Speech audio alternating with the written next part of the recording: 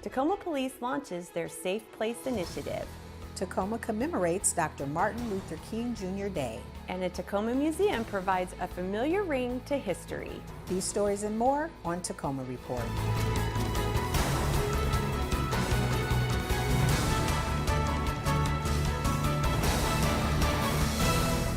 Hi, I'm Laura Proctor. And I'm Angie Foster. As part response to an investigation of hate crimes, the Tacoma Police Department has joined more than 275 other law enforcement agencies to launch a Safe Place initiative. The initiative was pioneered by the Seattle Police Department. This is the beginning of a partnership, not only with the police department, but with the businesses in Tacoma that are willing to be a safe haven for victims of hate crimes. The Safe Place initiative is designed to be implemented at no cost to local businesses, schools, or organizations that sign up to participate in the program. Participating businesses and organizations commit to calling 911 immediately if a victim of any crime, especially a hate crime, enters their premises, allowing the victim to remain on site until police arrival and, if needed, calling back 911 and providing a physical description of the victim and/or suspect's direction of travel and any injuries observed if the victim leaves prior to police arrival. We are a compassionate and welcoming city, as I have said, and this Safe Place initiative will help demonstrate to our LGBTQIA and BIPOC residents and visitors that we stand with them, and we will address any instance of hate swiftly and with respect to those who have actually experienced it. More information is available at cityoftacoma.org/safeplace. Funded through the Washington Department of Commerce's Small Business Innovation Fund, the City of Tacoma will continue supporting our business community's recovery from the impacts of the pandemic. Restoration grants are available to qualifying Tacoma businesses. There is $500,000 available to use in one of two ways: property restoration or market enhancement. Eligibility criteria and application details are available at the website below. The deadline is February 2nd. A partnership of environmental educators has come together to offer free professional development workshops in science, technology, engineering, and mathematics. The series, STEAM Education for Climate Literacy, will offer elementary, middle, and high school teachers in Tacoma and Pierce County the opportunity to earn free STEM clock hours. Each partner agency will facilitate their workshop twice in 1 week, giving teachers an opportunity to attend at their convenience. The series begins on Thursday, February 9th and ends on Saturday, March 4th. Teachers can find out more and register today for the workshops by visiting the Enviro Challengers page on the city's website. At the January 10th, 2023 City Council meeting, at-large council member Christina Walker was appointed to serve as Tacoma's deputy mayor in 2023, succeeding council member Ushka, who represents Tacoma's 4th District. Deputy Mayor Walker currently serves on a variety of committees, and she has been appointed to a 1-year term expiring later this year. The deputy mayor assumes the mayoral duties in the absence of the mayor. Coming up, a program on helping Tacoma public utility customers pay their utility bill. And I'll be speaking with the manager on a program called BCAP Plus. You won't want to miss it.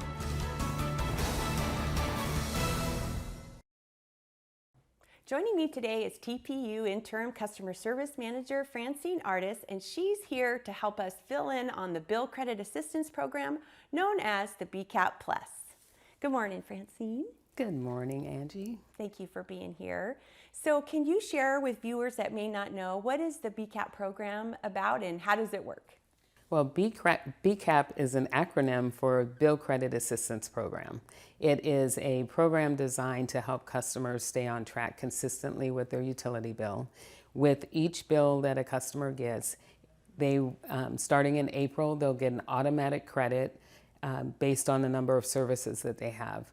If they pay their bill in full and on time, they can achieve an additional credit, which can pretty much pay, if they're in an apartment, multifamily apartment unit, we've seen great success where customers have been able to get their bill paid. And the easy way to do that is to apply for the LIHEAP assistance. It's an annual grant that's available through the federal government. It is something that oftentimes people don't realize they can apply each year, but it is an annual grant. They don't have to have a bill that's due. They can go and apply for that through one of our agencies in the community. Once they get that money and they're enrolled in our bill credit assistance plan, they can earn the credit that way and then achieve the additional credit. So it's a really good opportunity for customers to get help on a regular basis and stay on track with their bill. And pay it by the due date. So well, and that's the other thing too, is that the due date can be changed if a customer has a bill, say their bill is due on the 15th of April, and they know that they're not going to be able to pay that bill. Well, if they make arrangements by the 14th, then they can set an arrangement on that due date, and that extends the due date out for them. So it's a really good opportunity for, it's flexible. They can still get assistance from other agencies or churches if they need help with that bill for that month. If they don't achieve the credit one month, they can still achieve it the next month, so they're not removed from the program just because they didn't achieve a credit. So it's, yeah, now, it's does pretty Tacoma neat. Public Utilities still offer the discounted rate for low-income seniors and disabled customers? Yes, for our low-income seniors, 62 years of age and older, or seniors or disabled customers that are receiving disability income, there is a discount rate of 35% that can be applied to their bill. Can And a that's customer ongoing. enroll for both programs at the same time? Not at the same time. They're eligible for one or the other, not both. And is there other benefits too for being enrolled in either of these programs, outside resource or? The other benefit is financial education. So if a customer wants to, if they're having struggles with their finances or just want to have a better understanding of their finances, there is a relationship that we have with Tacoma Goodwill as well as Sound Outreach. And Sound Outreach staffs for the Centers for Strong Families that are located throughout Pierce County. So a customer could sign up for one of those programs, go through the financial education, and achieve another credit. It's a one-time credit, but it's up to $160. Wow. Yeah, so. Now, how can a customer apply for either of these programs? Applying is pretty easy. They can go to our website at mytpu.org/assistance, or if they don't have access to the internet, they can call our office and have an application mailed to them. Our number is 253-502-8400.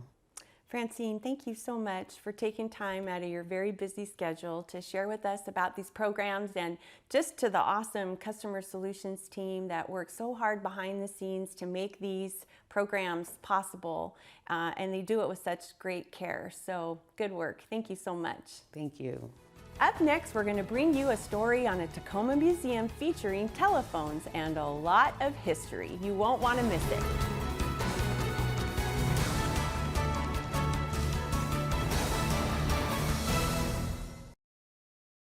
Payphones, party lines, and rotary dialing are technologies from a bygone era.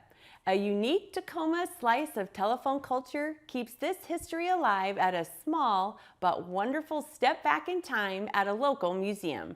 Dave Gordon has this report. Text messaging was a bit different in the 1800s. Before the popularity of social media, the internet, and cell phones, the king of chat was the telephone. The telephone enabled us to be in contact with other people. Now you have a cell phone. It's in your hand or it's in your pocket. It's now in your hand. You're dialing the number. Whoa, did I just say dial? Tucked in the corner of the AT&T building is a little-known gem of communication history, the Tacoma Telephone Pioneer Museum.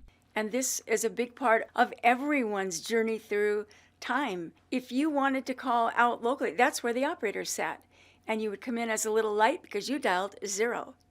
And you would reach me, and I would answer, operator.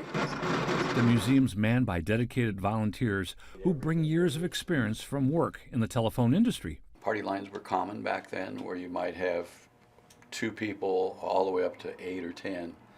And I thought as a teenager, I'm going to be able to listen to all my neighbors.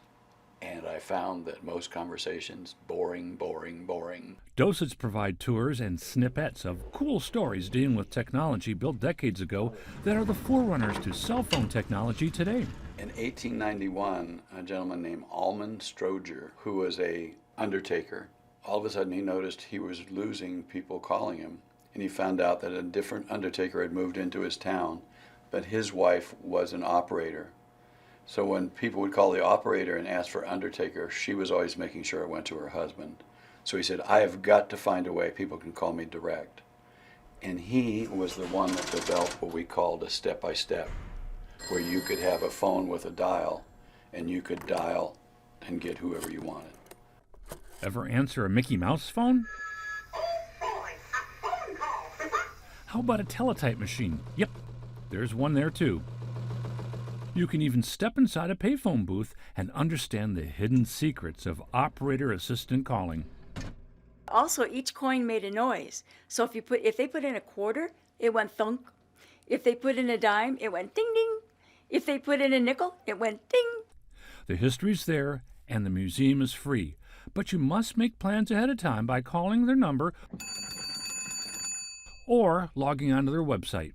We're actually looking for people who are willing to come down here. We all volunteer once a week. So when you want to reach out and touch some telephone history, check out the Tacoma Telephone Pioneer Museum. From my temporary location at the Tacoma Telephone Pioneer Museum, I'm Dave Gordon reporting. The community came together for the 35th annual Dr. Martin Luther King Jr. birthday celebration. As part of the program, the city's Events and Recognitions Committee honored Dr. Lisicich and Miss Tanika Aiden. Both were awarded individual Lifetime Service Awards through their dedication to the community. Mayor Wooders also presented a special recognition to Janae Bridges as an emerging lead figure in classical music, shifting the conversations of inclusion and racial justice in the performing arts. The event can be viewed at tvtacoma.com under Special Presentations and on the city's YouTube under the Special Presentations playlist. For more information, visit the city's website. Embedded within the City of Tacoma's Community and Economic Development Department since September 2016 is the Minority Business Development Agency Washington Business Center. This U.S. Department of Commerce agency has served more than 580 established minority business enterprises in the Pacific Northwest region. If you are a minority business enterprise in need of assistance, visit mbda-tacoma.com. Much like the President's State of the Union address, Tacoma's State of the City speeches celebrate the community, recognize areas for improvement, and set the policy agenda for the year ahead. Mayor Victoria Wooders will present Tacoma's 2023 State of the City address at the Mount Tahoma High School Auditorium, March 16th at 6 p.m. This year's theme is Building Tomorrow Together. TV Tacoma will provide coverage of the event. That wraps up another great edition of Tacoma Report. A great way to find out about the services the City of Tacoma has to offer is by going to cityoftacoma.org. We take you to the shores of Snake Lake at the Metro Parks Tacoma Nature Center, a natural wetland interwoven with ferns, trees, and bushes. I'm Angie Foster. And days are getting longer too, with spring flowers yet to come. I'm Laura Proctor. Thanks for watching.